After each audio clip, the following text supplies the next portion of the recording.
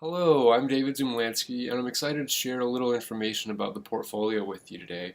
In this video, I'll give you the rundown on the layout of various pages on the website, and I'll show you how to navigate the website itself.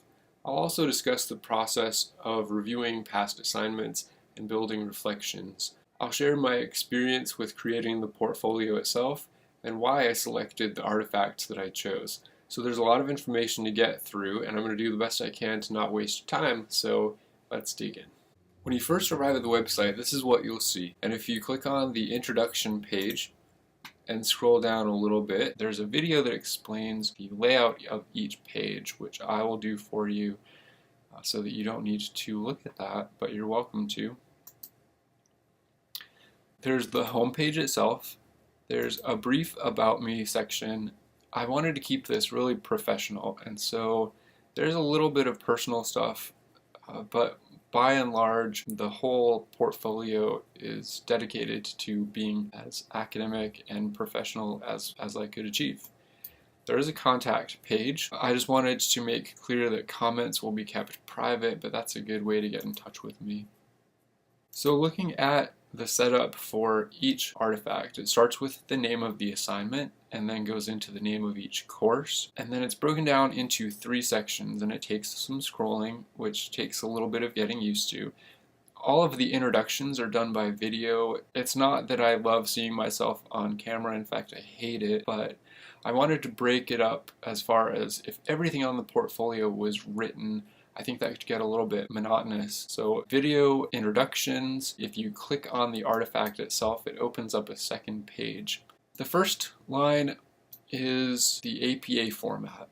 The second part here is what we added to make it easier for professors because you're looking at many of these ad nauseum, and it just made sense so that it's very clear whose artifact you're on. And so, but I just want you to know that I understand the APA header is just this line. Same thing for the reflections. They also open up in a second page, have that APA header followed by the specific header. And then for the reflection, you get your choice. Because we focused so much on the Universal Design for Learning, I thought, why not make 2? So there's the written version and a video reflection, and they both say about the same thing. You're welcome to choose either one. This lovely button pops up so that at any time you can go back up to the top, but one of the features I like is that even when you scroll down, Home, About, and Contact scroll with you, so if at any time you want to go back to the home page to choose a different artifact, you can, but they go in order. There are buttons at the bottom that will take you forward or back. So that's the setup of the artifacts themselves. As far as reviewing past assignments was concerned, it was awesome to see the level of growth that came from each assignment. The connections between other assignments and other courses allowed me to pick out some of the facets of the KU program itself that I think made it really strong. It was inspiring to see that many of the elements from each assignment and each course are being implemented or embedded even in my daily practice. One assignment in particular left me with some specific work to do in the applying the model for parent and family involvement I discussed in the reflection itself. One of the areas that I might continue to work on.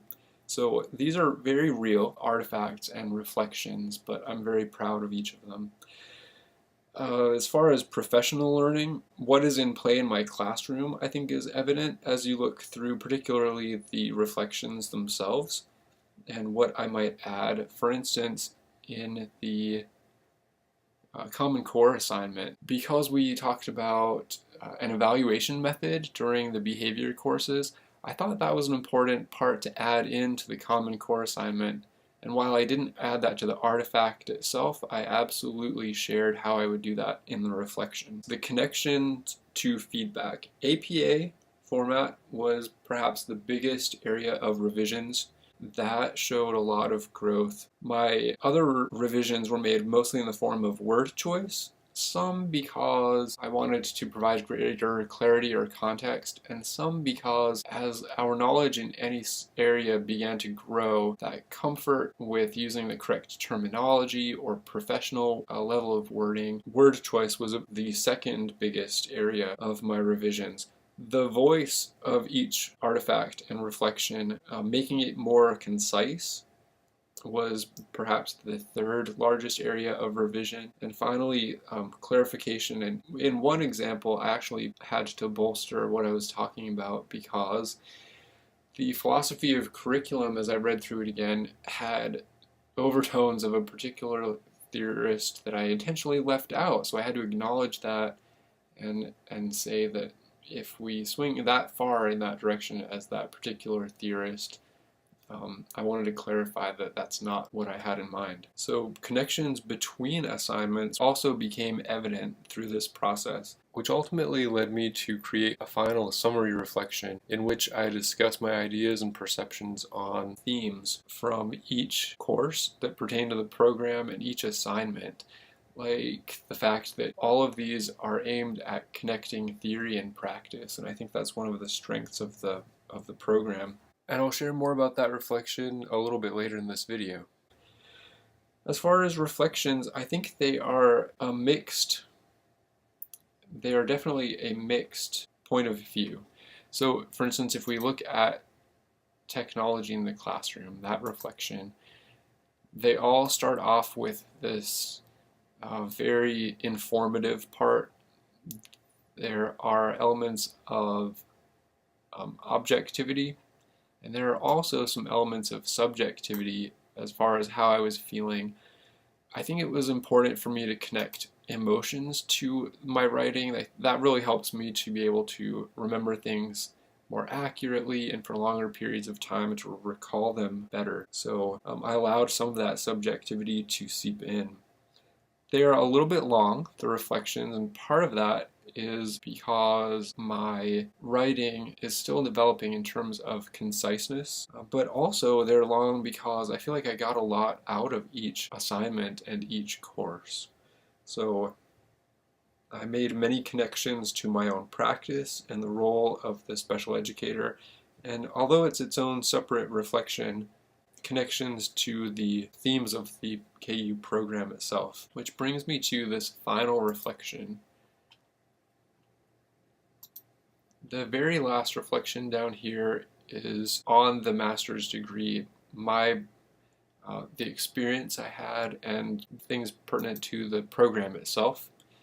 So the program's strengths, what made it so effective, what I'll take away with me, the big picture items as far as how I'm a better teacher, and also some ideas for future directions for myself, how I'll continue to use this, and the elements of the program that have generated the most interest. What it was like creating the portfolio, it was rewarding, and I had such a deep sense of gratitude for being able to be part of this KU program, and for the professors and instructors that guided us through the material, and for the colleagues in the cohort. I appreciated the fact that even this process, building the ePortfolio, was research-based. We looked at the theoretical basis for ePortfolios and the markers of effective reflective practice, which leads me into, at first I was kind of unsure because I had to change the way that I reflect, but by the first half of SPED 898A, it became much more comfortable, and by the end of SPED 898A, I had gained some confidence and built a system that was working for me for the rest of the reflections. I have used Weebly before. In SPED 854, the instructor had us build an ePortfolio for that course, and so I like the program. I've navigated it before, and it made sense to use that for this one. As far as the artifacts that I have chosen, the vocabulary development process was an example of how I've grown throughout a course. There are two from this, from SPED 741. And so I went from not knowing very much about the literacy process to being able to talk about the vocabulary development process, all the way to being able to come up with some really meaningful interventions in the Common Core assignment. So I chose this one because it was a good way to show my growth throughout the course, a little more realistic than just sharing the Common Core assignment. And because we started off that course with research on why reading is so important, it just made sense to share that one. Tears Part 2 really changed not only my practice, but the culture of our school as far as how we approach preventing behaviors. So that was deeply meaningful to me. The response paper in technology was also, not only was it fun, but I think it's an important skill for educators to have, particularly special educators, as advocates for our students, to be able to look at reasons that we might connect theory and research to a particular issue and take a stance on it and call for a change, and that it doesn't have to be hostile. It was also really fun to reflect on that and think about how I've grown over the course of CNT 709. Applying the model for parent and family involvement, from the collaboration course, it became clear that part of special education is not only supporting our students, but the families as well.